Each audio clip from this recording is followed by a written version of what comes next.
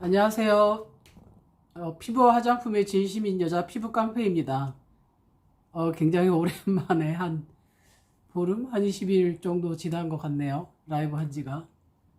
뭐 이러저러한 일들이 있어서 라이브를 할 수 없는 상황이었는데 이제 좀 정리가 좀 되고 이사를 좀 하는 바람에 이사하는 시간이 좀 오래 걸렸어요. 정리를 이것저것 하다 보니까 라이브를 할 수 있는 여력이 안 돼서 좀 정리를 좀 하고 하자 하고 하다 보니 어쩌다 보니 20일이 좀 넘게 지난 것 같네요. 오랜만에 이런 라이브를 하게 되고 하면 입도 좀 꼬이고 말도 무슨 말을 해야 될지 잘 모르겠고 일단 제품을 쓰고 계신 분들이 계절이 지금 바뀌는 시점에서 사용을 잘 하고 계시는지도 궁금하기도 하고 그래서 낮 시간에 라이브를 좀 켰습니다. 햇빛이 강해지고 미세먼지가 좀 많이 생기고 있는 그런 시점이기 때문에 특히 이 봄에 피부 관리를 조금 더 신경 써서 해야 되는 상황이죠. 그래서 저도 평상시와는 좀 다르게 관리를 좀 신경 써서 하려고 하고 있습니다. 이 시간에 제가 라이브를 하는 이유는 점심 드시고 나서 한 2시에서 한 3, 4시 정도 되면 아침에 그 기초 케어를 하시고 난 후에 광대뼈 부위로 좀 건조함을 느끼신다거나 입 주변에 건조함을 느끼시거나 그리고 햇빛을 밖에서 계속 업무를 보시거나 밖에서 활동을 하시는 분들은 광대뼈에 있는 어떤 잡티나 기미가 올라오는 거를 최대한 예방하시는 게 중요합니다. 그래서 해야 되는 그 타임에 라이브를 좀 하는 게 좋을 것 같아서 지금 좀 들어왔는데 뭐 조금 있으면 5시 넘고 5시 가까워지고 있어가지고 좀 이제 씻고 저녁 케어를 좀 해야 되지 않을까 이렇게 좀 생각이 듭니다. 저는 뭐 계속 이사하면서도 이제 뭐 제품 주문 오면 또 조제를 하고 뭐 이렇게 지내면서 정신없이 바쁘게 좀 지냈는데 일단 어, 이 혼자 있는 사람들의 이러저러한 피해들이 좀 많습니다. 이번만큼 제가 이사를 하면서 어찌 보면 결혼을 안 한 거에 대한 안 한 게 아니라 결혼을 못 한 거일 수도 있는데 결혼을 못 한 것에 대한 좀 후회라고나 할까 그런 걸 좀 많이 느꼈어요. 혼자서 이것저것을 하기에는 굉장히 좀 벅찬다. 부모님이 그나마 부모님이 계시니까 마음적으로라도 의지가 되고 뭐 이런 시간들이었는데 뭐 하여튼 우여곡절이 좀 많았어요. 한 3년 동안 3년 동안 이사를 하기 위한 그 스트레스와 뭐 이러저러한 것들을 좀 많이 받으면서 시간이 지나왔던 것 같아요.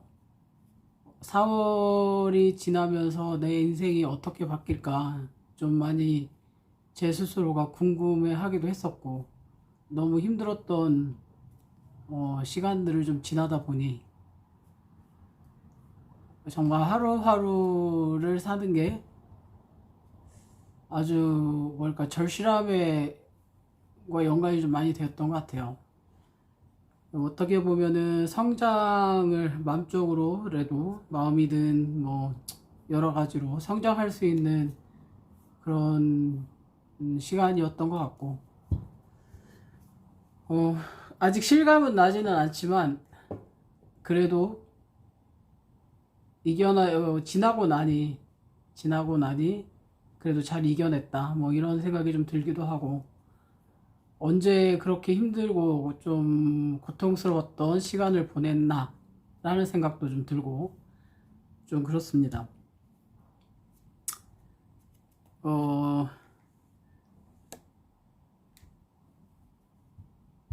어찌됐든 저는 이제 오늘 오랜만에 지금 낮 시간에 지금 라이브를 하고 있기 때문에 시간들이 되실런지 모르겠어요. 들어오실 수 있는 시간들이 되실런지는 잘 모르겠는데 일단은 지금 이 봄철에 나중에 들어오셔서 보시더라도 좀 도움이 될 수 있는 얘기를 좀 해볼까 합니다.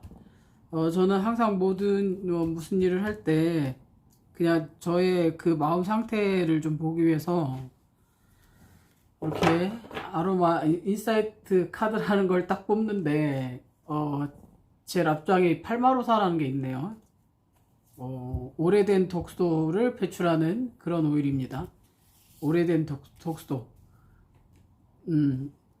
현재까지도 그거를 현재를 받아들이지 못하고 과거의 어떤 안 좋은 기억이나 이런 거를 가지고 현재에도 그런 일이 벌어지는 건 아닐까 이렇게 좀 염려하는 이런 마음이 들 때 요 팔마루사가 카드가 좀 나오는 편인데요. 팔마루사 카드가 나오게 되면 지금은 예전 같은 일이 생기지 않으니 현재의 상황을 좀 받아들여라 뭐 이런 메시지예요. 그래서 그러한 오래된 그 묵은 안 좋은 기억을 빼는데 도움이 되는 오일이 팔마루사 오일인 거죠. 그래서 팔마루사 오일을 좀 바르고 제가 오래된 독소를 좀 빼야 될 것 같아요. 내면에 그런 이슈가 있는 걸로 보여집니다. 근데 뽑은 건 아니니까 이렇게 잡아놓고 제가 이렇게 딱 잡았는데 제일 밑에 칸에 떨어져 있는 게 이 팔마루사니까 한번 오랜만에 이제 카드를 엄청 자주 뽑는 스타일인데 요즘 며칠 동안은 진지하게 카드를 좀 뽑지 않았던 것 같아요. 그래서 제가 혼자 카메라를 보면서 이것저것 한번 놀아볼까 합니다.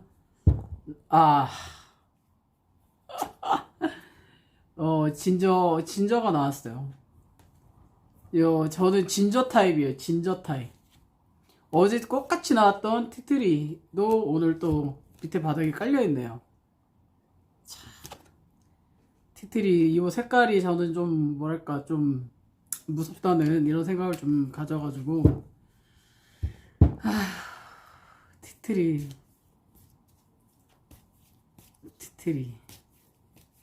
어쨌든, 세 장을 좀 뽑아 보겠습니다.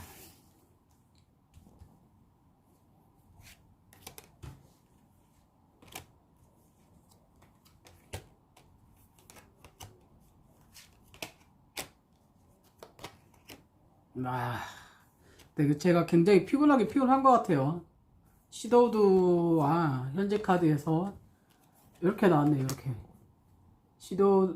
페퍼민트와 시도우드와 이런 로즈 이렇게 나와 있습니다. 어떤 방해꾼이 많았을까요? 목표하는 거에 대한 거를 집중해서 할 수 없고, 그 다음에 일이 굉장히 많죠. 요즘 우리나라 사람들은 대체적으로 그 일들이 되게 많아가지고 되게 바쁘게 지내고 뭐 이런 것들을 많이 하기는 하는데, 많이 피곤해 있는 상태인 것 같아요. 또 그 피곤해 있는 이런 상태여서 시도우드가 좀 나와 있네요. 그 로즈 할 수 있다. 미래 카드에서 로즈가 나오고. 시도우드 오일을 좀 바를까요? 시도우드 오일을 좀 발라보겠습니다. 우리 시도우드 오일이 어디 있나?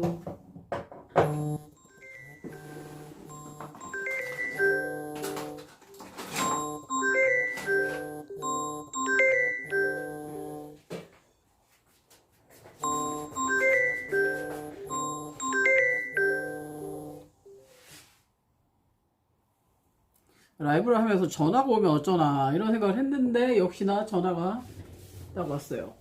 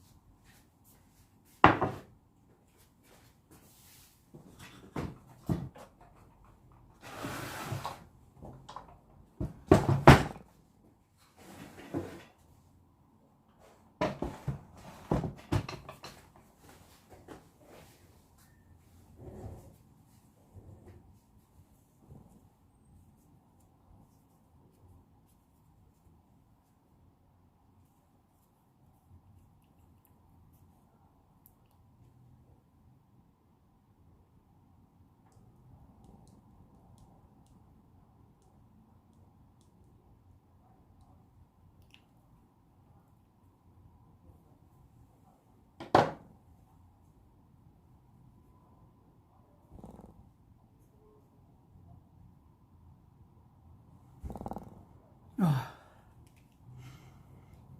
비싼 로즈가 나와가지고 로즈 오일은 집에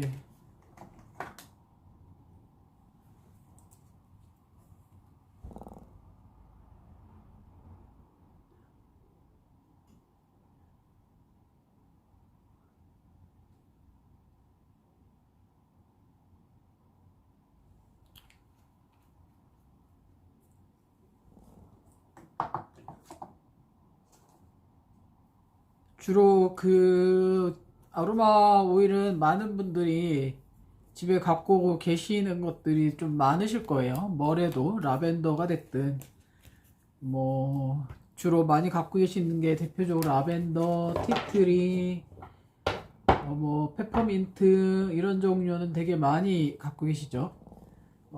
라벤더는 낮 시간에 바르면 약간 졸릴 수가 있기 때문에 라벤더는 좀 졸릴 수가 있어서 낮에 바르시는 거는 조금 피하시는 게 좋아요. 그리고 우리 봄에 쓰시면 굉장히 좋은 게 유칼립투스 오일이죠. 유칼립투스는 호흡기를 좀 강화시켜주는 이런 오일이고, 낮 시간에 좀 나른할 때는 이런 페퍼민트 오일을 좀 써주시면 정신이 조금 바짝 날 수가 있죠.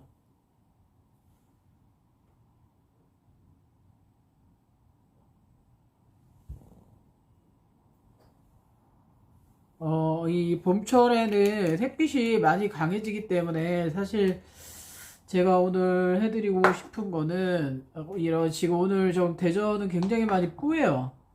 날씨 미세먼지가 좀 상당히 좀 있는 것 같아요. 창밖으로 제가 앉아있는 반대편에가 창인데 하루 종일 아침에 살짝 좀 맑은 이런 느낌이 들고 거의 뿌한 상태의 날씨거든요. 이 뿌한 상태여도 우리가 미세먼지가 굉장히 심해지면 호흡기나 이런 데 좀 문제가 생기고 이런 상황이 좀 되기는 하는데, 어쨌든 자외선은 이러한 흐린 날씨에도 그 UVA의 그 태닝이 되는 자외선은 장파장이기 때문에 피부 안으로 좀 더 깊숙하게 들어오거든요. 이런 깊숙하게 들어오기 때문에 우리 피부가 은근히 그을리는 피부가 돼요.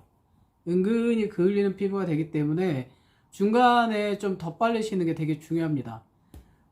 제가 오늘 살짝 가볍게 화장 메이크업을 했는데, 메이크업을 한 상태에서도 이런 선크림을 중간에 여기에 광대뼈 있는 부분이라도 이렇게 좀 바르시면 건조함도 좀 덜 느끼지만 이 광대뼈 피부에 기미가 심해지는 것을 막으실 수가 있어요. 꼭 바르셔야 돼요. 저는 사실 이 시간에 원래 조금 일찍 한 2, 3시 정도에 이걸 했어야 되는데 택배 보내고 뭘 하다 보니까 시간이 조금 늦어져 가지고 못했는데, 이렇게 요 시간에 요 광대뼈 있는 부위에 기미가 올라오는 색소가 있는 부위에는 이런 식으로 해도 선크림을 좀 바르시는 게 굉장히 중요합니다. 덧발라서 꼭 바르셔야 돼요. 메이크업을 한 상태여도 위에다가 바르셔야 돼요. 그래야 기미가 심해지고 잡티 올라오는 걸 막을 수가 있어요. 특히 우리가 노인성 검버섯이나 잡티는 양쪽 측면으로 생기기 때문에 꼭 이 측면까지 같이 쭉 덧발리시는 게 중요해요. 낮 시간에. 우리가 그 밤에 하는 스킨케어가 있고 낮에 하는 스킨케어, 아침에 하는 스킨케어가 있습니다. 보통은 대부분이 저녁에 뭔가를 막 하시려고 하시거든요. 저녁에 하는 스킨케어는 진정 케어가 우선이 돼야 돼요. 하루 종일 우리가 뭐 야외 활동하고 하루 종일 일하고 업무를 하고 돌아다니시면서 이 몸 상태도 계속 교감신경이 항진되어 있었기 때문에 긴장 상태에 있거든요. 그런 긴장 상태에 있을 때 피부도 역시 많이 긴장을 해요. 긴장을 하고 계속 외부의 환경으로부터 몸을 보호하기 위해서 계속 보호해주는, 막아주는 그런 역할을 하는 것이 피부이기 때문에 저녁 시간이 되면 굉장히 좀 지쳐 있습니다. 거기에 피지도 나오죠, 땀도 나죠, 햇빛도 막아내야 되죠, 미세먼지도 막아내야 되죠. 생활 환경적으로 오는 여러 가지 스트레스, 그 생활 오염 물질을 막아내주는 것이 피부가 해주는 역할이기 때문에 저녁 시간에 안녕하세요. 안녕하세요, 순이님. 예, 화장 후에 덧바르시면 좋습니다.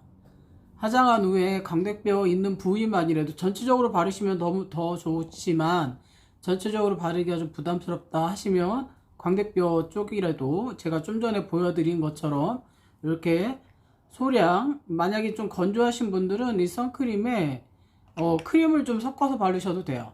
아니면은 이렇게 비비크림이나 이런 것들을 이렇게 섞어서 이렇게 바르시면 좋습니다. 이렇게 섞으셔가지고 이렇게 꼭 바르세요. 이 광대뼈 부위로. 이것이 기미 피부, 잡티 피부가 있는 분들이 해야 되는 가장 중요한 스킨케어예요.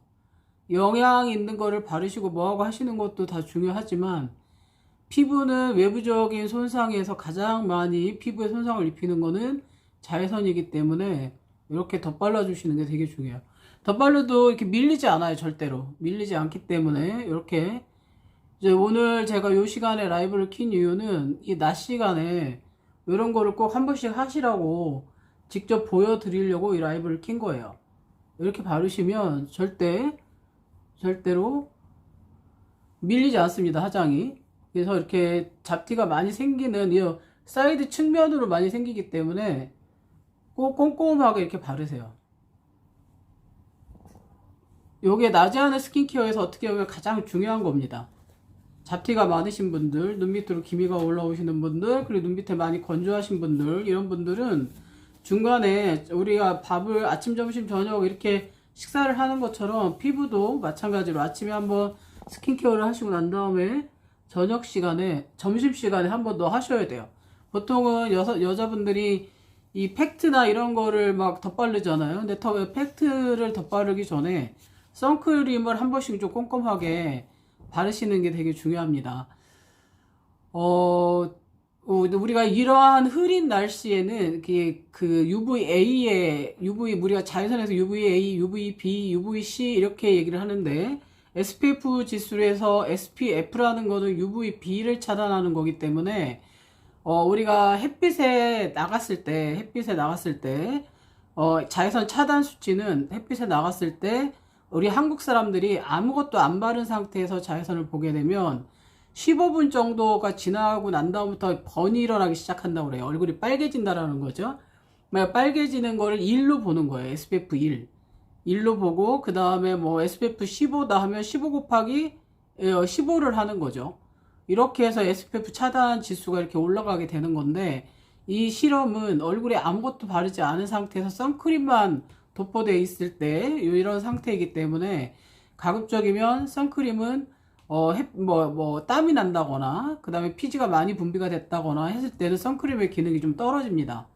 그렇기 때문에 선크림은 가급적이면 자주 많이 두껍게 바르시는 게 제일 중요합니다.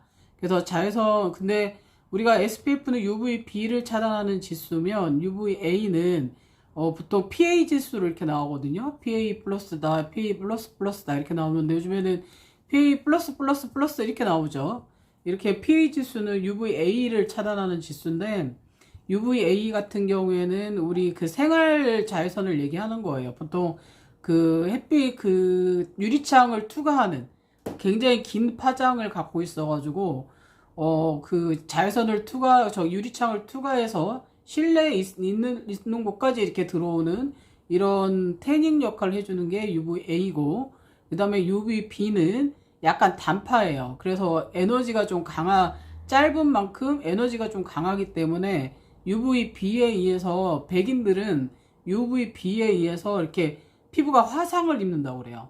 화상을 입어가지고 피부암을 유발한다든지 이런 문제가 생기기 때문에 일단은 번 현상이 일어나죠. 이렇게 햇빛 알러지가 생긴다든지 빨간 현상이 생긴다든지 이런 문제점들이 생기기 때문에 UVB를 막는 차단 지수가 원래 처음부터 이제 선크림이 우리나라는 그렇게 들어왔고, 외국 같은 경우에는 UVA와 UVB를 동시에 차단을 해야 되는 거죠. 우리가 흑인과 백인과 황인종은 빛에 대한 저항력이 좀 달라요.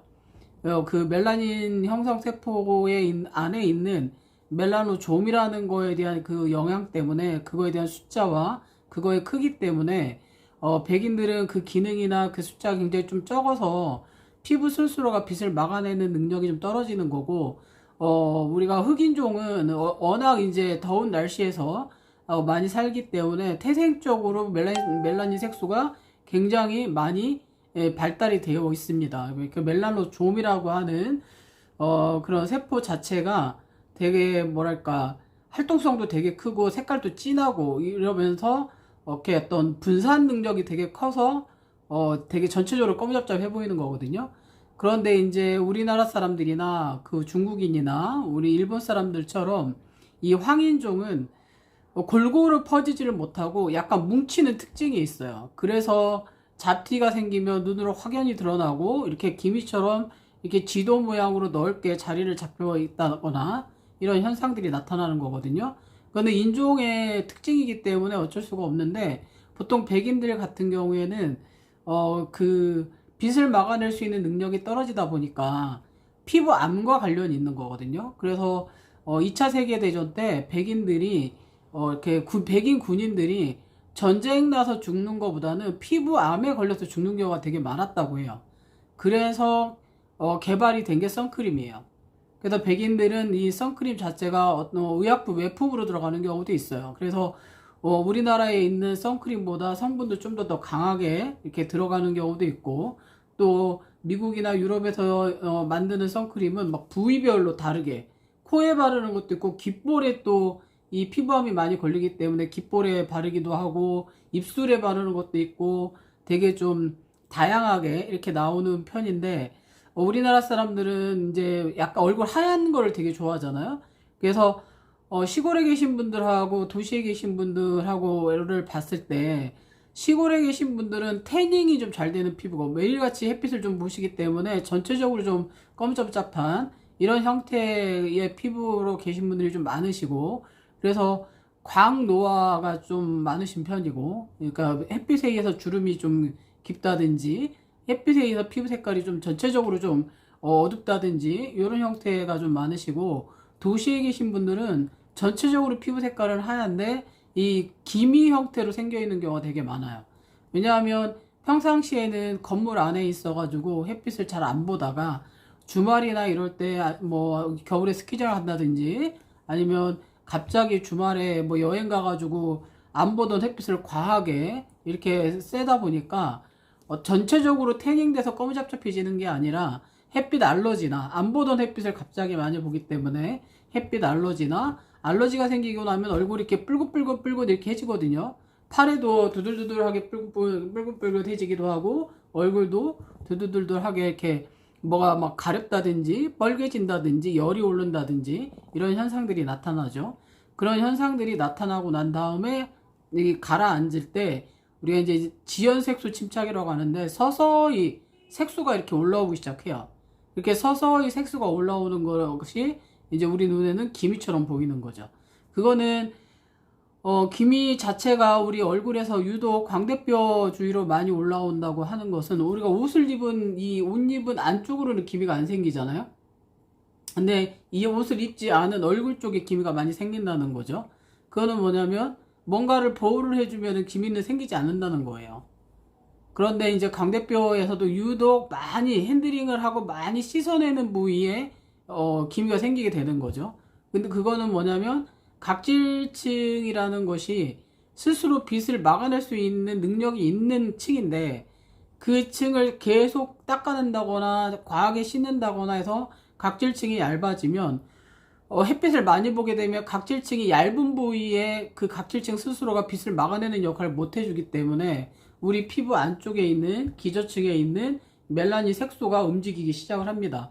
멜라닌 색소가 원래 해주는 역할이 자외선을 차단하는 그런 역할이기 때문에 이 멜라닌 색소가 움직이지 않도록 해야 되는데, 각질층이 얇은 부위는 스스로 각질층이 빛을 못 막아내기 때문에 우리 피부는 겹겹이 레이어 자체가 어떤 우리 피부에 우리 몸에 어떤 건강을 해치는 이런 인자에 대해서 막아내는 힘을 갖고 있거든요.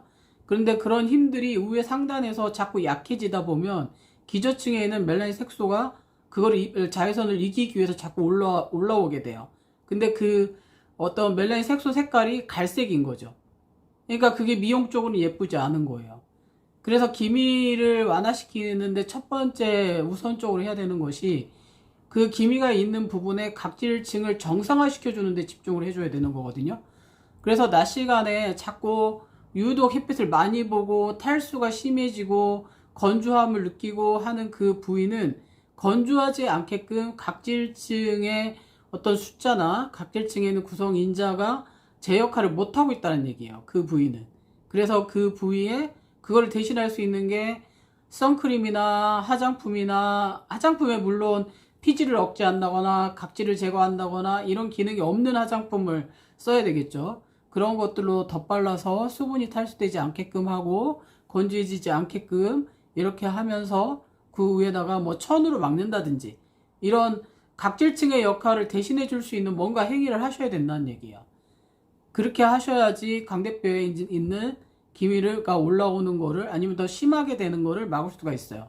기미뿐만이 아니라 물론 노인성 검버섯이나 잡티나 이런 것들은 세포 노화에 의해서 올라오는 것이기도 하지만 어쨌든 외부적인 영향을 받는 거는 자외선에 의한 영향이 되게 가장 많이 중요하게 어떤 그 원인이 되는 것이기 때문에 그것을 어떻게 막아내느냐 이게 제일 중요합니다. 근데 그것이 계절 중에서 가장 중요한 계절이 이 봄철이에요.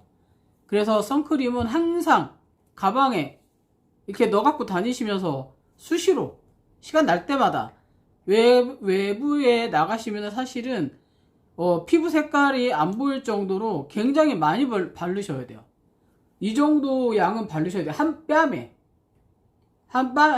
뺨에 정말 허옇게 바를 정도로 이렇게 바르셔야 돼요.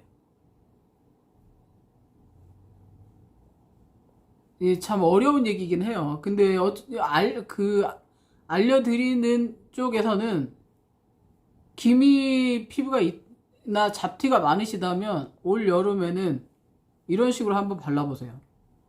밖에 외부에 계실 때 좀 양을 많이, 물론 뭐 끈적거릴 수밖에 없는 그런 이유가 있기도 하는데 요즘에는 이 선크림에 대한 기술이 많이 발달되어 있기 때문에 또 많이 끈적거리지 않는, 지금 제가 이렇게 많은 양을 바르는데도 많이 번들거리지 않죠. 많이 번들거리지 않아요. 기술이 많이 발달돼 있고, 그 다음에 그 선크림의 역할을 해주는 성분들이 우리 그 법령에 있는 성분들 외에는 쓸 수가 없거든요. 근데 그 중에서도 요즘에는 조금 잘 쓰지 않는, 원료 단가가 좀 비싸더라도 쓰지 않는 이런 성분들을 좀 쓰시는 경우가 좀 있기 때문에 괜찮습니다. 많이 바르셔도 자극되지 않고. 이것도 굉장히 좀 부드러움, 이 정도는 바르셔야 돼요. 선크림 바르시는 양이 원래는. 그래서 낮 시간에 지금 이쪽 한쪽 얼굴을 안 바르고 제가 일부러 한쪽만 좀 이렇게 바르고 있죠. 저는 사실은 여러 개를 갖고 있는데 이거는 메인으로 이제 우리 고객들한테 주로 끈적이지 않은 거 주세요. 뭐 바르는데 뭐 번들거리지 않은 거 주세요. 많은 얘기들 하죠. 그래서 굉장히 어렵게 선크림 고르는 게 제일 어려운 것 같아요, 저는. 그래서 이렇게 적은 양을 바르면 이 정도 되고 많은 양을 바르면 이 정도 돼요. 그래서 꼭 측면까지 이렇게 바르시는 게 굉장히 중요합니다. 이 선크림은 지금부터 여름 내내 이 선크림을 또 여기만 바르시면 안 돼요. 선크림은 우리가 살이라고 하는 살에는 다 바르셔야 돼. 목도 바르셔야 돼. 이렇게 목에 여기 지젓 막 올라오잖아요. 지젓은 선크림을 바르실 때와 안 바르실 때하고 차이가 많이 나요. 이렇게 바르셔야 돼요. 목까지. 그리고 여기 여자분들 여기 이렇게 나이 들면 여기 쭈글쭈글해지죠. 여기. 저도 좀 그런 현상이 좀 나타나고 있는데 이제 나이가 들어가지고 여기까지 햇빛에 나오는 피부는 다 바르시는 게 좋아요. 일부러 제가 반만 이렇게 해드리는 거예요. 비교해 보시라고.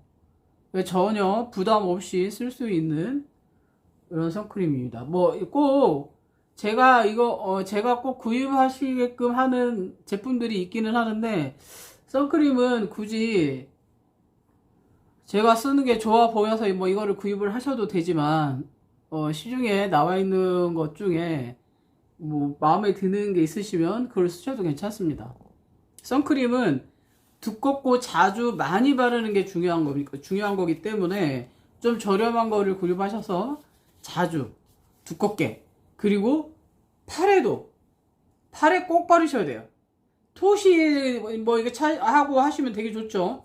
토시 같은 거 하시고 하면 되게 좋은데 이 정도씩 이렇게 덜어서, 왜 이게 중요하냐면 이 손등하고 팔에 잡티 많이 올라오면 또 얼굴 잡티만큼 좀 슬픈 일인 것 같아요. 저는 어디에서 팔을 내놓을 수 없을 정도로 나이도 많이 좀 들어 보이고, 같은 나이에서 팔과 손등에 잡티 생기는 거를 막으시려면 토시를 차시는 것도 중요한데, 토시도 차시고 선크림도 바르셔야 돼요. 이렇게 쭉 바르셔야 돼요. 저는 선크림의 종류가 많아요. 우리 이렇게 선스틱도 있어요. 이렇게 선스틱 형태로 되어 있어서 이것도 이렇게 바릅니다. 저는 거의 맨 얼굴 상태로 있을 때가 되게 많기 때문에 이거는 여름에 이제 차에다 놓고 갖고 다니면서 이렇게 바르기도 하고, 뭐 선쿠션 갖고 계시면 바르셔도 돼요. 선크림은 항상 목까지 다 바르셔야 됩니다. 지저 올라오거나 목에 주름 때문에 고민되시고, 그 다음에 목에 잡티 올라오는 게 고민되신다면 선크림을 이 봄에는 여기까지 다 바르셔야 돼요. 뭐 좀 되시면 뒷목까지도 바르셔야 돼요. 봄에 하는 스킨케어에서 가장 중요한 거는 선크림 잘 바르기예요. 낮에. 그래서 우리가 피부를 관리를 할 때 저녁에 하시는 거는 진정 관리를 잘 하셔야 되고요. 저녁에 각질 제거나 이런 것들 뭐 가급적이면, 사실 저는 개인적으로 고객이 집에서 각질 제거를 할 일은 거의 없다고 봐요. 저는 아주 선택적으로, 뭐 여드름이 아주 심하다 그러면 여드름이 심한 부위만, 우리나라는 사계절이 있기 때문에 각질층이 좀 두꺼워질만 하면은 날씨가 추워지고, 뭐 좀 익숙해질만 하면 계절이 바뀌어서 봄이 되고, 그래서 자외선이 심해지고 이렇게 하기 때문에 피부에 수분이 날아가는 거를 막는 케어가 우선이고, 각질 제거를 쓰는 거는 가급적이면 T존이나 턱 쪽의 아래쪽 정도 외에는, 아주 노화성 피부 외에는 각질 제거를 쓸 피부들이 저는 그렇게 많지 않다고 봐요. 실제 처방도 각질 제거제를 판매하는 경우는 거의 없어요. 관리실에 오시는 분들이야 뭐 샵에서 마사지를 하고 나서 이렇게 케어를 하고 나서 그 위에다가 어떤 그 기초를 다 발라주고 세럼이니 앰플이니 바르고 영양팩을 한다거나 이런 것들을 준비하는 과정에서 각질 제거를 하고 이렇게 하는 거지, 일반적인 고객들이 집에서 바르는 정도의 양을 가지고는 각질 제거를 해서 각질을 1, 2계층을 제거하고 난 후에 오는 탈수 현상이나 이런 거를 막을 수 있는 분들은 거의 없다고 봅니다. 저는 특히 봄에는 하시면 안 돼요. 봄에는 계속 덧바르기를 하셔야 돼요. 보호 차원에서. 낮에 하는 거는 우리가 보통 고객들은 뭐 크림 하나 바른다 이렇게 생각하시는데, 스킨 바르시고 에센스 바르시고 크림 바르시고 그 다음에 선크림 바르시고 비비크림이나 뭐 쿠션을 바르신다고 하는 것도 다 이런 것들이 다 크림 베이스이기 때문에 다 보호 개념입니다. 그래서 낮에 하시는 거는 보호를 하기 위해서 바르는 거고, 저녁에 바르실 때는 하루 동안 지쳐있는 나의 피부를 달래주는 케어를 해주셔야 돼요. 그 달래주는 케어가 진정 케어예요. 진정이라고 하는 케어는 야외 활동을 많이 하고 오신 분들은 세안을 하시면서 각질 제거나 이런 거 하지 마시고, 왜냐하면 하루 동안 흥분돼서 긴장해서 계속 여기저기 돌아다니시고 막 이렇게 하시고 난 다음에 집에 오셔가지고 쉬시잖아요. 쉬실 때 피부도 쉬게 하고 내 몸도 쉬게 하고, 그래서 피부 겉면에서도 하루 종일 지치고 피곤했던 나의 피부를 달래주듯이 물을 주셔야 돼요. 그래서 어떤 걸 하시면 좋냐면 집에 갖고 계신 팩들 중에 영양이나 아니면은 뭐 영양팩, 그리고 알로에 젤을 갖고 가시면 되게 좋아요. 알로에 젤을 제가 진정제를 여름에는 제일 많이 조제해서 드리는데, 진정제를 얼굴에 두껍게 이렇게 바르고 그게 충분히 흡수될 수 있도록 잠깐 씻인다거나 세안을 하시고 난 다음에 그 진정제를 쭉 발라 놓으시고, 뭐 그때 이제 뭐 집안일을 좀 하신다거나 이런 식으로 하셔가지고, 피부가 하루 종일 긴장되고 계속 움직였던, 나의 몸이 움직였던 만큼 피부도 움직였던 거기 때문에 피부가 좀 쉴 수 있는 시간을 주시는 게 좋아요. 그 시간에 얼굴에 뭐 각질 제거를 한다거나 이렇게 하시면 안 되고, 자극을 주는 뽀드득하게 세안을 한다거나, 땀 났다고 막 땀을 깨끗하게 씻어내야 된다거나 이런 관리는 안 하시는 게 좋습니다. 그래서 피부에 영양 주고 또 지쳤던 만큼 봄 여름에는 크림을 피부에 따라 선택적으로 좀 다르기는 하는데, 에센스를 좀 더 평상시보다 조금 더 많은 양을 좀 발라서, 한 번에 많은 양보다는 적은 양을 반복적으로, 흡수되고 나면 한 번 더 바르고 흡수되고 나면 더 바르고 이런 식으로 좀 반복적으로 하시고 난 다음에 크림을 바르시는 게 속건조를 예방하는 데 훨씬 더 좋습니다. 그래서 피부는 수분량이 되게 많아지면 피부는 되게 맑아져요. 근데 그 수분은 수분크림에 수분량이 많은 게 아니에요. 에센스에 보습원료, 수성원료, 물을 끌어오는 친수성 원료들이 훨씬 더 많이 들어가 있기 때문에, 물론 성분의 종류에 따라 좀 다르지만 그러한 것들을 좀 발라주시는 게 좋습니다. 그래서 저는 뭐 이런 에센스 종류를 주로 많이 이제 쓰기도 하고, 비타민C 또 뭐 비타민C도 기본적으로 쓰셔야 되는 거고요. 그래서 피부에 좀 물을 넣어주시는 게 좋다. 그리고 지금 같은 계절에는 가급적이면 얼굴에 마스크, 그 천으로 된 마스크를 좀 넓게 쓰시는 거, 이런 거 되게 추천드리고요. 밖에 외부에 나가실 때 얼굴에만 선크림을 바르시는 게 아니라 목과 그 다음에 손등, 그리고 뭐 반바지 입으시면 종아리까지 선크림을 꼼꼼하게 좀 바르시는 게 좋다. 이런 거를 꼭 하셨으면 좋겠습니다. 그렇게 하셔야 여름까지 계속 하셔야 돼요. 특히 제가 잠깐 피부를 잠깐 보여드리면, 우리 이런 피부들 되게 많죠.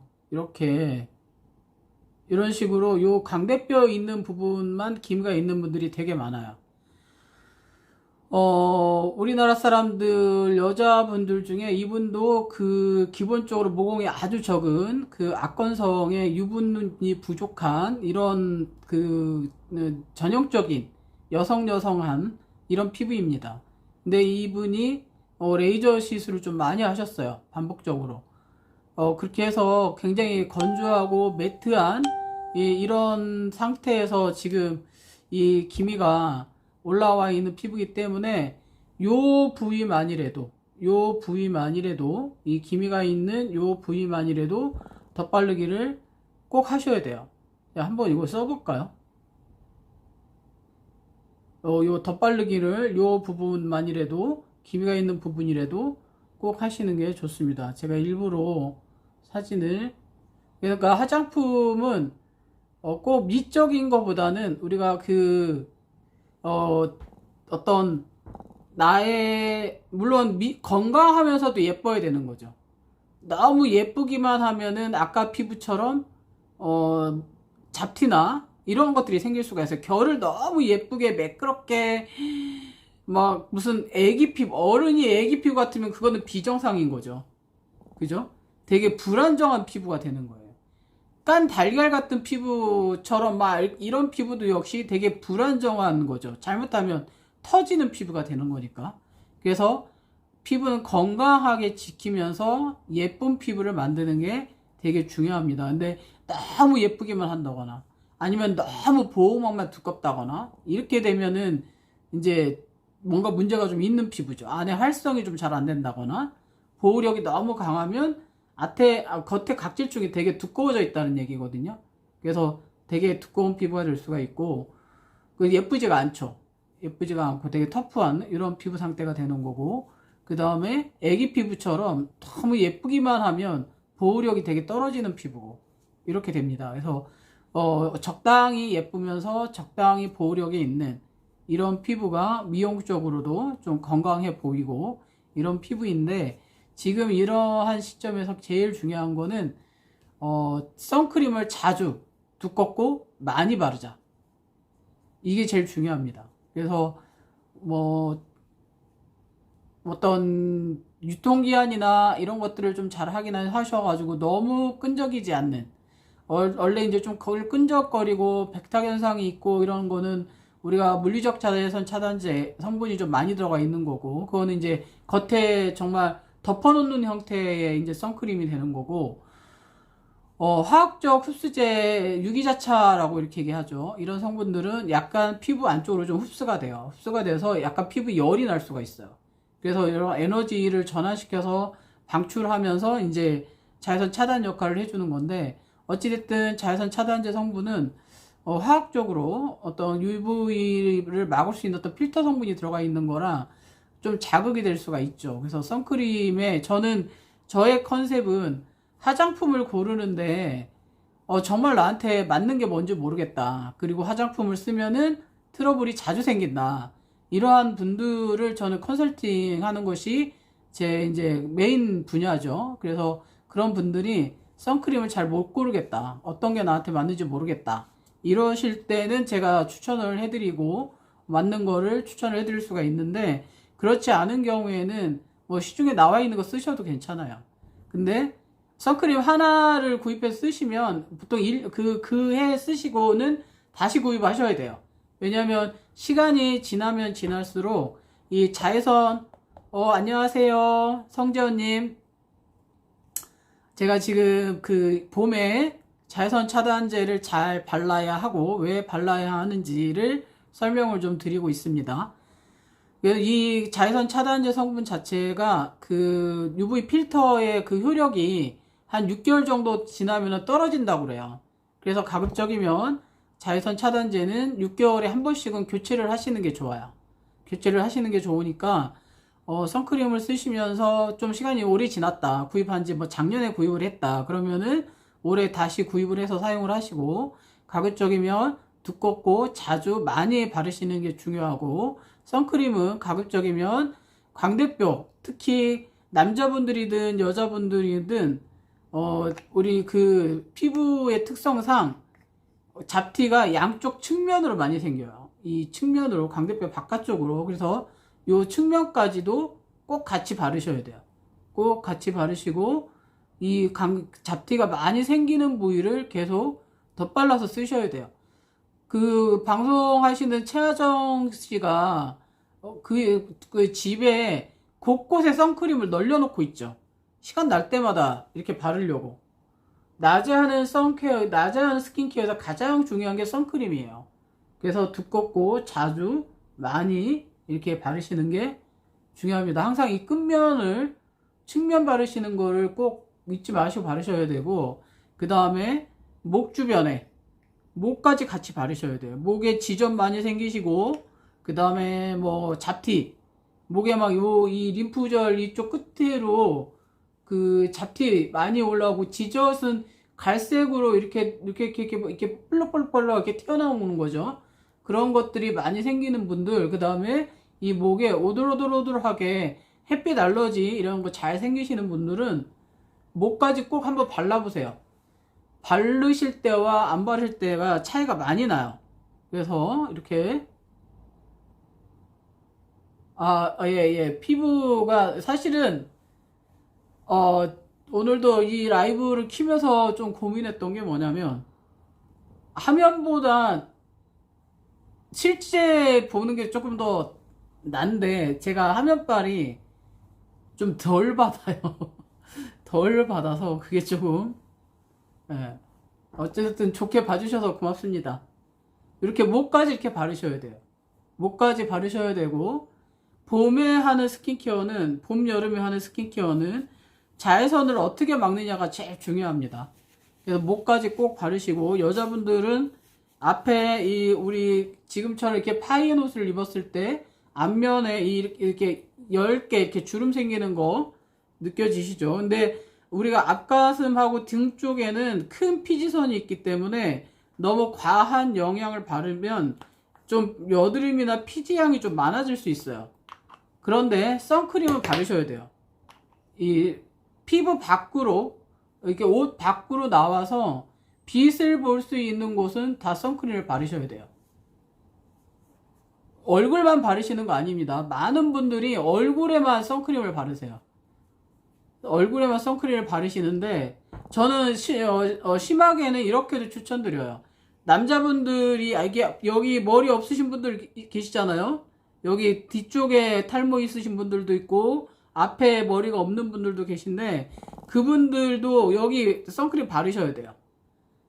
우리가 특히 뭐 그 모자를 쓰시거나 예, 직사광선으로 우리가 진화론적인 얘기를 거창하게 할 필요는 없고 머리카락이 남아있는 이유예요. 그것이 이 자외선을 막기 위해서 남아있는 거거든요. 근데 자외선을 막지 못한다라는 거예요. 머리카락이 남아있지 않으면 그 부위에 뭘로 막겠어요. 그래서 이 부위에 그래서 그 스님들은 머리에 햇빛 많이 보면 이 머리가 두피가 따갑다고 말씀들을 하세요. 그래서 두피까지도 선크림을 좀 바르셔야 되고 그 다음에 팔에 꼭 바르셔야 됩니다. 팔에 바르시는 그 양이 손등에 선크림을 꾸준하게 바르신 분들과 바르지 않으신 분들의 이 팔에 올라오는 잡티와 주름 상태는 완전히 달라요. 이렇게 바르셔야 돼요. 하얗게 항상 바르셔야 돼요. 팔에 이렇게 바르셔야 됩니다. 뭐 이렇게 못 바르실 것 같으면 토시 끼고 다니셔야 돼요. 왜냐하면 이 손등에 반점 올라오고 뭐 이렇게 되면 이거 레이저로 하고 나서 엄청 보기 안 좋아요. 이 피부가 좀 하얗면서 이 각질층이 얇으신 분들이 좀 많이 올라오죠. 예, 그런 분들일수록 손등과 팔뚝에 선크림 꼭 바르시는 거 잊지 마시고 꼭 바르시고 반바지 입으시면 종아리 부분에도 또 좀 바르셔야 돼요. 그래야지 종아리 부분이 쪼글쪼글하게 말라가지고 건조해서 주름 생기고 하는 거를 막을 수가 있습니다. 제 나이가 제 페이스북 프로필에 있을까요? 아마 50대 중반 됐습니다. 예, 나이가 좀 많습니다. 예, 나이가 좀 먹을 만큼 먹어가지고 좀 그렇습니다. 그러니까 선크림 잘 바르시고 그리고 강대뼈 있는데 건조하지 않게끔 하시는 거 되게 중요합니다. 그리고 제품 쓰고 계신 분들은 어쨌든 제가 이제 좀 정리가 돼서 뭐 가급적 자주 좀 라이브를 하려고 이제 좀 집중해야죠. 제가 되게 좀 어려운 시간을 한 3년 보냈던 것 같아요. 3년 좀 보내서 이제 좀 피지가 얼굴에 많고 눈가 주름이 많아요. 이렇게 질문하셨는데 원래 피지가 많으신 편인지 요거는 제가 피부 사진을 보고 판단을 합니다. 고객분들이 개인적인 주관적인 것보다는 전문가 입장에서 우리가 피지가 원래 많은지 아니면 젊었을 때 좀 여드름이 났던 피부이셨었는지 이거를 좀 질문을 드리기도 하고 그 다음에 제가 사진을 통해서 판단을 하기도 합니다. 그래서 우리가 지성, 건성, 뭐 중성 이렇게 나눠지는데 우리가 피부에서 나올 물질이 많다고 하면은 모공이 좀 더 커져 있거든요. 그래서 모공이 여기까지 전반적으로 커져 있는 피부다 하면은 오리지널 지성 피부로 원래 피지가 좀 많은 피부로 볼 수가 있고 그 다음에 건성 엘리픽 스킨 같은 경우에는 뭐 코 정도만 모공이 좀 넓다거나 이렇고 이 볼에 있는 피부는 거의 모공이 육안으로는 보이지 않는 이런 피부 상태가 되거든요. 얼굴에서 화장품을 반드시 체크를 하는데 피지가 얼굴에 많다고 하셨으면 화장품의 피부 상태에 맞는 화장품을 쓰고 계시는지 이걸 좀 판단해야 되겠죠. 그래서 쓰고 계신 화장품이 클렌저부터 그 다음에 스킨 바르시는 종류, 기초 화장품 바르시는 종류를 제 프로필에 보시면 저한테 연락할 수 있는 전화번호나 이런 게 있습니다. 그래서 카톡으로 저에게 그 사용하고 계신 화장품명 아니면 뭐 전성분을 찾아서 보내주시면 좋고요. 전성분표와 그 다음에 사진, 피부 사진을 포샵 처리가 안 된 거, 가급적이면 안 되는 사진을 저한테 보내주시면 제가 거기에 대해서 상담을 해드리고 화장품에 사용하면 안 되는 성분이 들어있는지 아니면 피지를 계속 유발하는 그런 성분이 들어있는지를 보고 바르시면 안 되는 거, 바르셔도 되는 거 이런 것들을 선별을 해드립니다. 제가 맞춤형 화장품을 조제를 하고 있는데요. 맞춤형 화장품은 그 맞춤형 화장품 조제관리사라고 하는 자격증을 취득한 사람들만이 할 수 있는 업무거든요. 피부 상태에 맞춰서 기초를 이렇게 조제를 해드리는데 우선 그 조제를 할 때 제일 중요한 게 현재 고객이 사용하고 있는 화장품을 점검하는 거예요. 왜냐하면 원래의 피부 타입은 사진을 전송해 주시면 제가 기본적으로 판별을 할 수가 있는데 이 피부가 지성이면서 속건성이 왜 생겼는지는 현재 사용하고 있는 화장품과 그 다음에 사용하는 방법을 체크를 해야 되는데 대부분은 자신의 피부에 맞지 않은 화장품을 사용하고 있을 때 이런 문제들이 많이 생깁니다.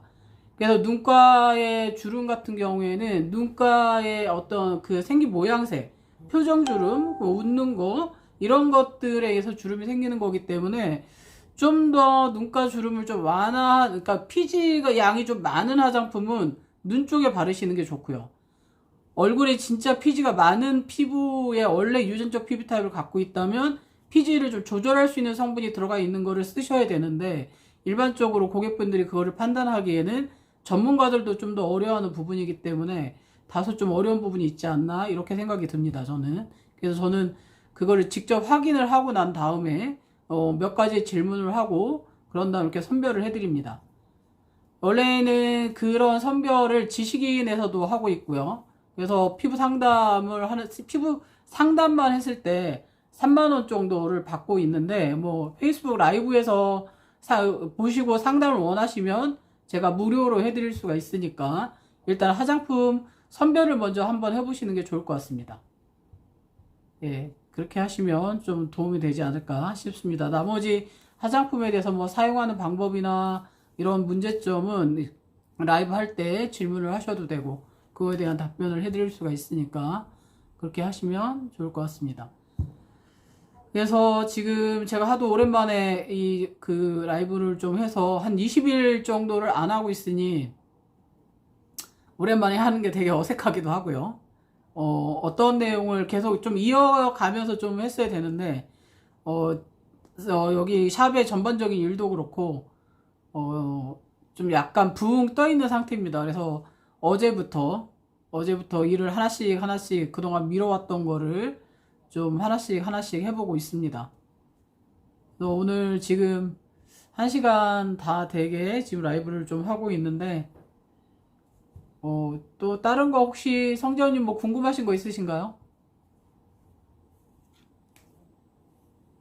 눈가의 주름은 요즘에 저도 고민입니다. 좀 나이가 들어가면서 저는 그 많은 분들이 하고 계신 피부과 시술이나 이런 거를 거의 한 번도 받아본 적이 없기 때문에 가급적이면 저의 문제적인 피부 상태를 지금까지는 잘 고쳐오고 화장품으로 컨트롤을 좀 많이 했는데 우리 그 어머님 아버님의 그 눈가를 닮아가지고 눈 밑에 아이백이나 눈이 들어가는 이런 것들은 조금 고민을 좀 하고 있어요. 그래서 어느 시점에서는 애터미 아이크림, 영양크림, 애터미 클렌징 폼을 쓰는데 애터미 아이크림하고 영양크림, 애터미 클렌징 폼은 우리 성재원님이 피지가 얼굴에 좀 많으시면 이게 좀 과영향이 될 수 있어요.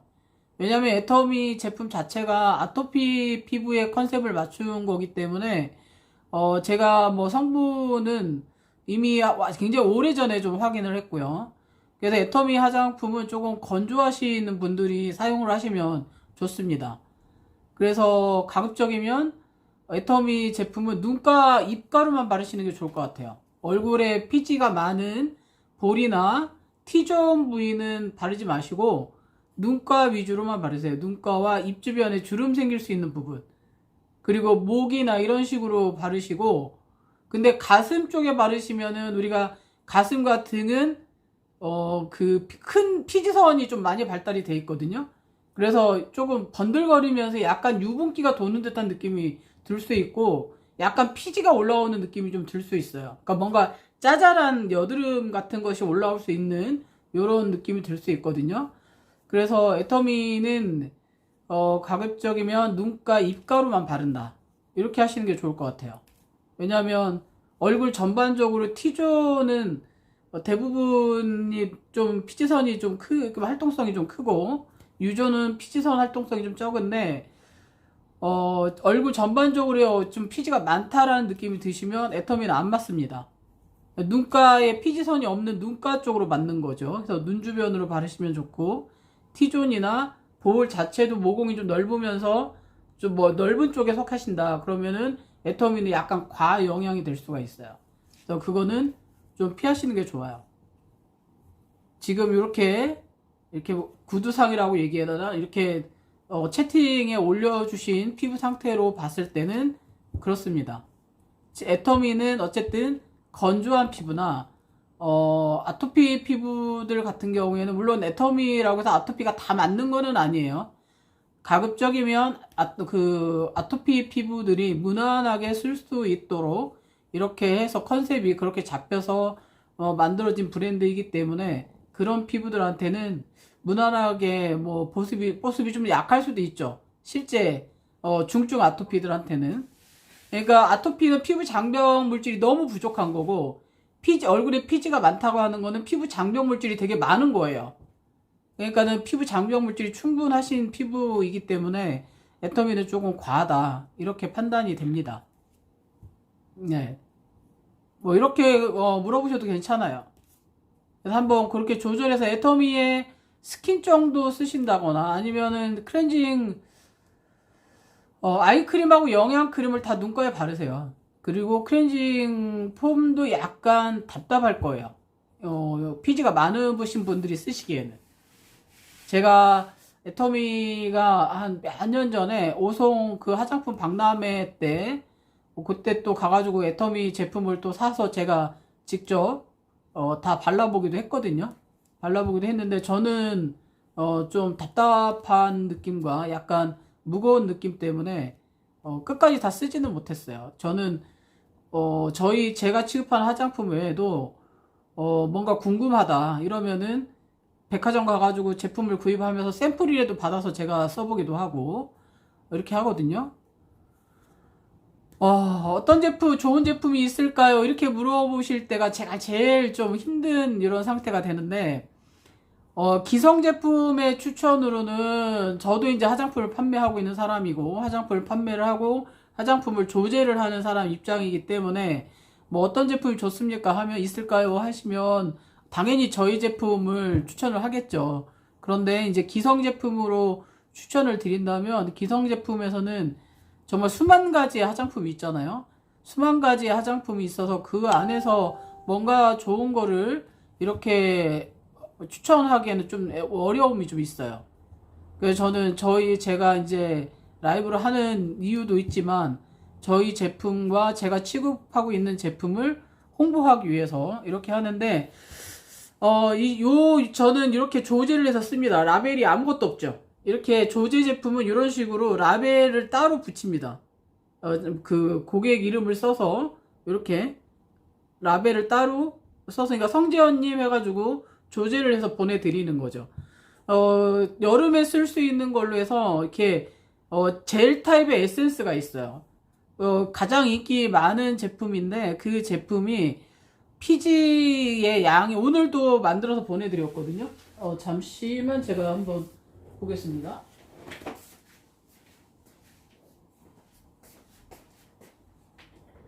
제가 우리 샵에 저쪽에서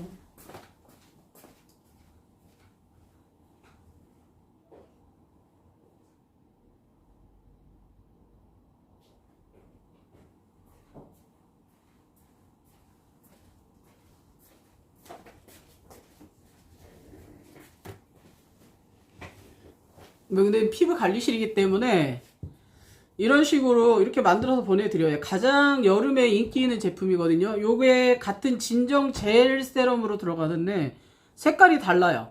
같은 제품이에요. 오늘 보내드리고 남은 샘플 제가 이렇게 만들어 놓고 있는 건데, 이 안에 보습과 건조함을 느끼지 않게끔 보습과 요거와 요거의 색깔이 좀 다른 게 뭐냐면, 이거는 좀 더 건조하신 분들이 쓰시는 진정 젤이고요. 요거는 지성 피부들이 쓰는 진정 젤이에요.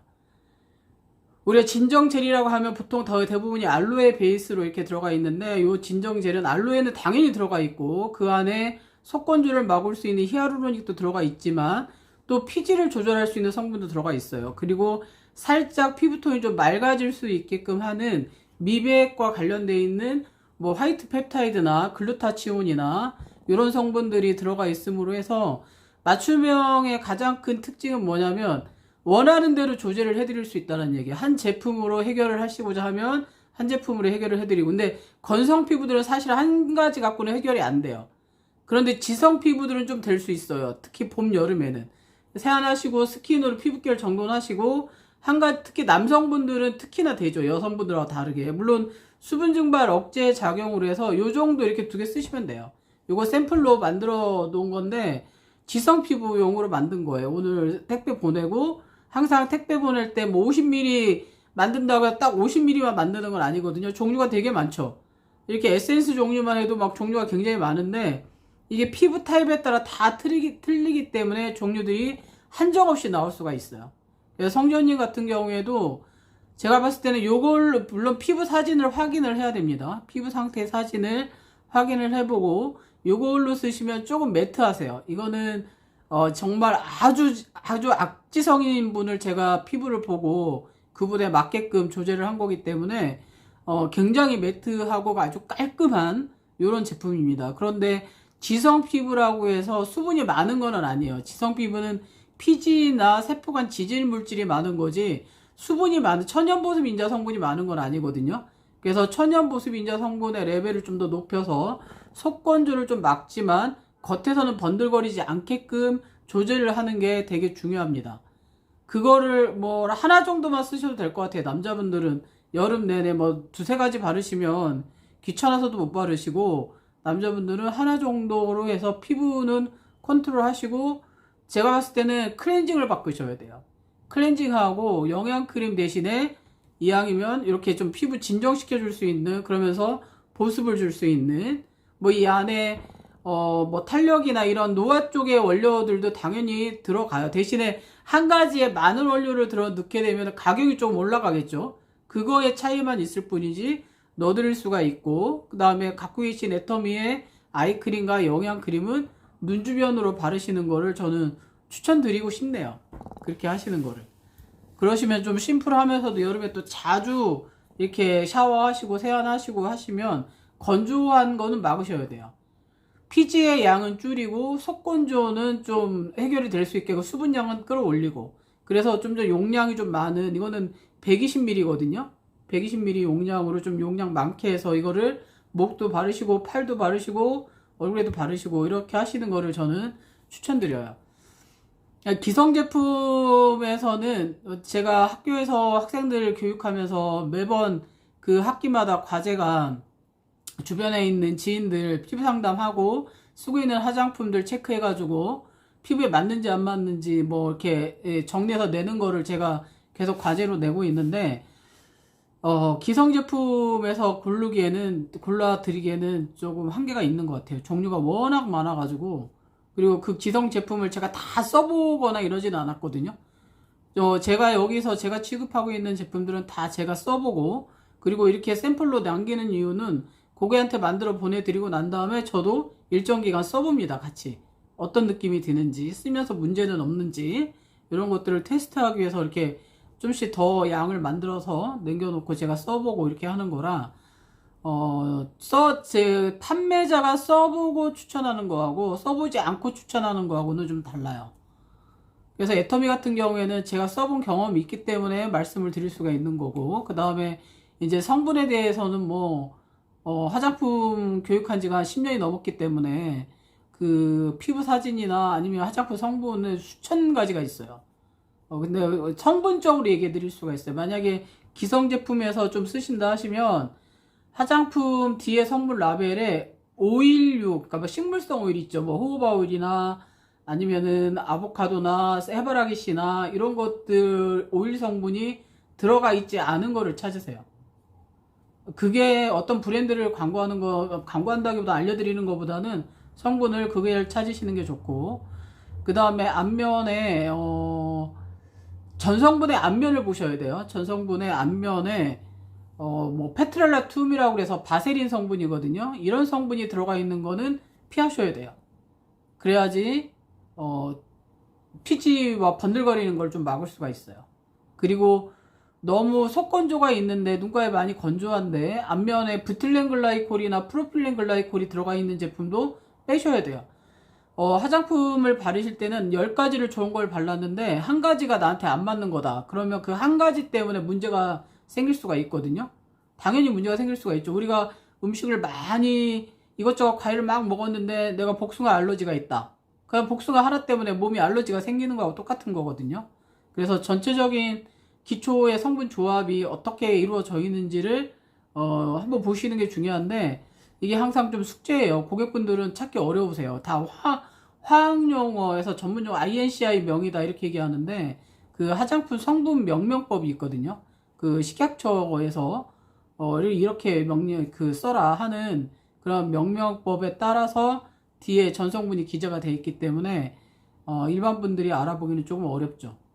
그래서 그거를 제가 판별을 좀 해드릴 수 있다 이렇게 말씀을 드리는 거예요. 그래서 이런 거 저런 거가 되게 어려우니 피부에 고민이 되시고 피부에 문제가 있다고 생각되시는 분들은 그냥 조제해서 알아서 해주세요 이렇게 얘기를 하죠. 저는 그냥 금액만 맞으면 나머지는 내가 알아서 해주겠다 이렇게 얘기를 하는 편입니다. 도움이 되셨는지 모르겠습니다. 네, 그렇습니다. 오늘 패티그레인 딱 카드를 앞에다 놓고서 이렇게 하는데, 저는 모르겠어요. 이 카드에 대한 의존도가 좀 큰지 패티그레인이 이렇게 나오고, 그 다음에 로즈우드가 이렇게 나왔어요.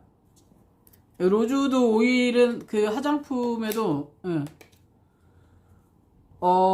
일단 피부를 좀 보고 얘기할 수 있어요. 진정젤 같은 경우에는 12만원, 저렴할 때는 8만원에서 12만원 정도 한다고 보시면 돼요. 120ml거든요. 거의 에센스에 가까운 그런 제품이에요. 가볍게, 근데 아주 에센스처럼, 이런 에센스처럼 뭐 고함량 좋은 막 아주 원료 단가 되게 비싼 요런 원료들을 넣지는 않지만 그래도 무난하게 많이 쓰실 수 있어요.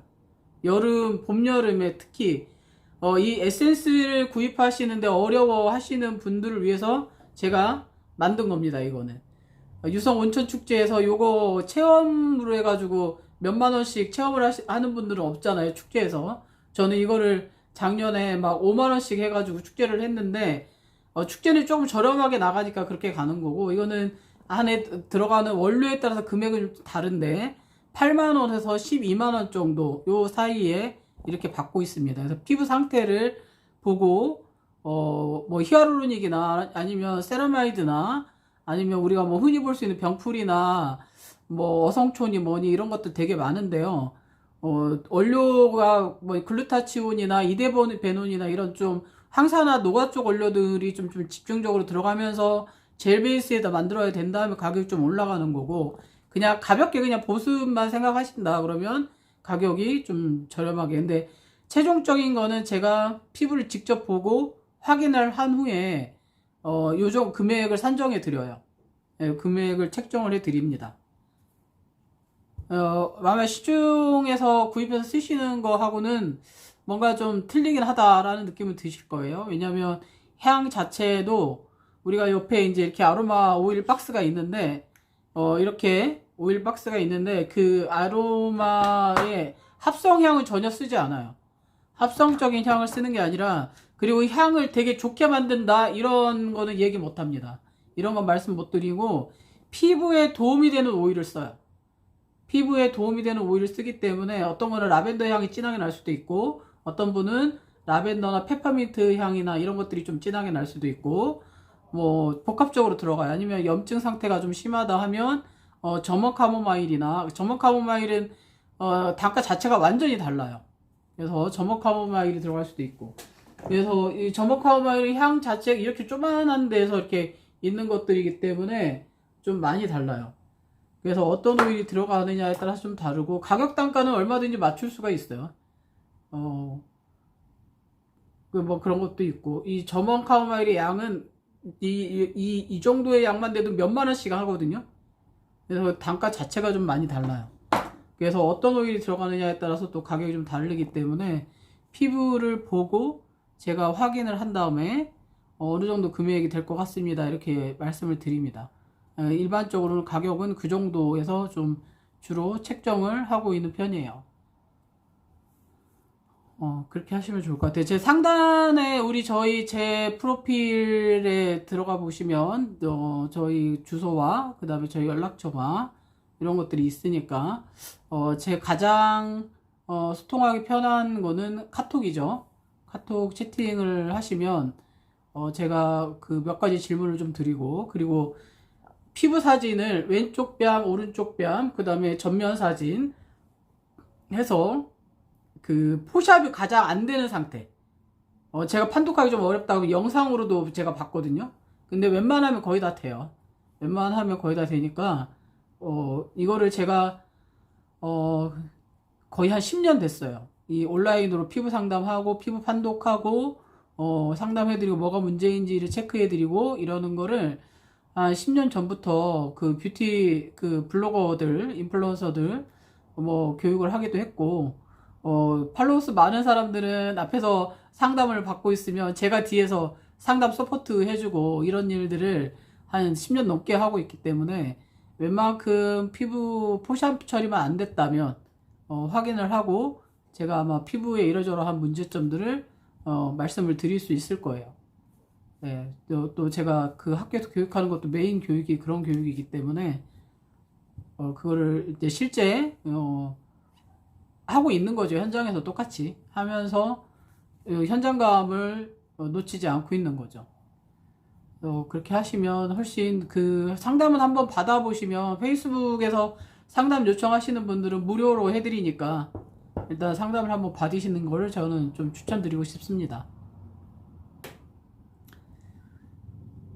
어찌 하다 보니까 이제 1시간이 좀 넘었네요. 그래서 지금 저녁 시간이 가까워지고, 저녁에 클렌징을 하시고 난 다음에 비누 세안을 하시면 안 됩니다. 건조함을 느끼시거나 이런 분들은 비누 세안을 하시면, 비누는 pH가 아무리 뭐 요즘에 숙성 비누다 뭐다 잘 나오기는 하지만 비누가 고체화되는 과정에서 pH가 깨져요. 그래서 되게 물른 비누가 아닌 이상에는 pH가 한 7 정도 이상이 되기 때문에 피부에 있는 중요한 물질들이 많이 빠져나가요. 그래서 피부가 되게 건조해지다 보면 피부에 주름이 생기고 탈수 현상이 생기기 때문에 피부톤도 좀 칙칙해지고 피부가 좀 거칠어지고 이렇게 변할 수가 있습니다. 근데 남자분들은 비누가 사용하기가 깔끔하니까 머리끝부터 발끝까지 그냥 다 비누로 하시고 그러시는 분들이 좀 종종 계시긴 한데, 요즘에도 계신지는 모르겠어요. 간편하게 이제 그렇게들 쓰시죠. 근데 피부는 세안할 때부터 잘 하셔야 됩니다. 세안제부터 제대로 잘 쓰시는 거를 저는 추천드려요. 저희 그 상단에 저의 그 피드에 보시면 클렌징이나 이런 것들이 좀 나와 있어요. 클렌징 하는 방법이나, 그 다음에 릴스 영상으로도 좀 올려져 있고, 제가 클렌징을 굉장히 중요하게 생각하는 사람이기 때문에 여드름이나 아토피나 아주 악건성이나 갈라지고 트는 피부들이 제일 먼저 클렌징을 바꿔주지 않으면 해결이 안 됩니다. 샴푸로 샤워를 해도 괜찮아요. 괜찮은데 샴푸 성분에 너무 두피에만 도움이 되는 성분들이 들어있다. 그러니까 샴푸 자체로 샤워를 하시는 게 뭐 나쁜 거는 아니에요. 나쁜 건 아닌데 샴푸 자체를 확인을 해봐야 되겠죠. 성분을. 샴푸가 두피 샴푸냐 모발 샴푸냐, 아니면은 뭐 요즘에는 향을 집중적으로 넣는 샴푸들이 많다 보니까 향료 위주의 샴푸냐 뭐 이런 것들을 좀 판단을 해야 되겠죠. 두피 샴푸 같은 경우에는 아무래도 뭐 두피의 피지나 아니면은 두피 정화를 위해서 살리실릭 액시드나 뭐 치오글라이콜릭 액시드나 이런 각질 제거하는 거 살균력이 좀 강한 이런 성분들이 들어가 있다. 그러면 바디로 쓰시면 바디 샤워 하실 때 몸이 좀 많이 건조해질 수 있어요. 그러니까 샴푸를 확인을 해야 되고, 또 경우에 따라서는 탈모 샴푸인데 모발이 건조해지지 않는다 이렇게 얘기하는 탈모 샴푸들이 있거든요. 근데 그 탈모 샴푸의 전성분을 보면 우리 양이온 계면활성제라고 그래가지고 이렇게 약간 정전기 방지하는 이런 성분들이 좀 들어가 있어요. 근데 양이온 계면활성제는 살균력이 제일 강해서 계면활성제 중에서 가장 자극이 강하다 이런 성분이거든요. 그래서 그 성분이 이제 전기를 뺐기 때문에 이 정전기가 방지가 되는 거거든요. 그래서 모발이 우리 컨디셔너 트리트먼트 쓰고 나면은 모발이 되게 부드럽게 느껴지잖아요. 그런 것들 때문에 어떤 법령의 그 제한에만 문제가 되지 않는다면 넣어도 상관이 없기 때문에 그런 성분을 넣어서 탈모 샴푸인데 모발이 부드럽다 해가지고 광고 컨셉으로 이렇게 나오는 샴푸들이 있거든요. 만약에 그런 샴푸로 머리를 감으시고 바디 샤워를 하신다.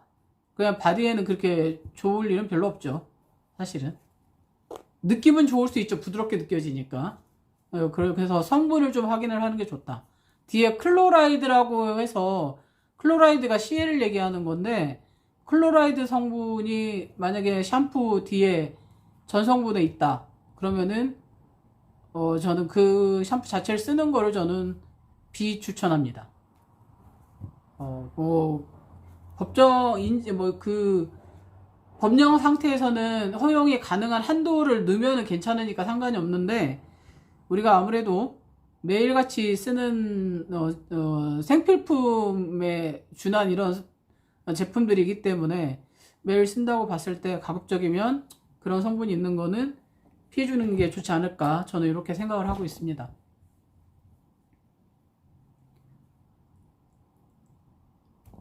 더 뭐 다른 거 질문 있으실까요?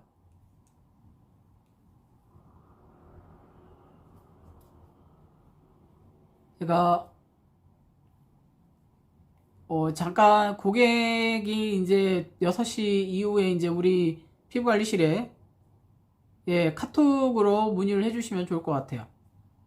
그 피부 사진을 예, 카톡으로 얼굴 양면의 피부와 이마와 그다음 피지가 많은 고민이 되시는 분의 그 부위의 사진을 가급적이면 포샵 처리가 되지 않게 사진을 찍어서 저한테 보내주시면 제가 피부 상태를 보고 이렇게 설명을 드립니다. 그렇게 하시면 될 것 같습니다. 다른 질문이 없으시면 오늘은 라이브를 여기까지 좀 할까 합니다. 시청해주시고 여기 참여해주셔서 정말 감사드리고요. 더 궁금하신 거는 제가 카톡으로 답변을 좀 드리도록 하겠습니다. 감사합니다.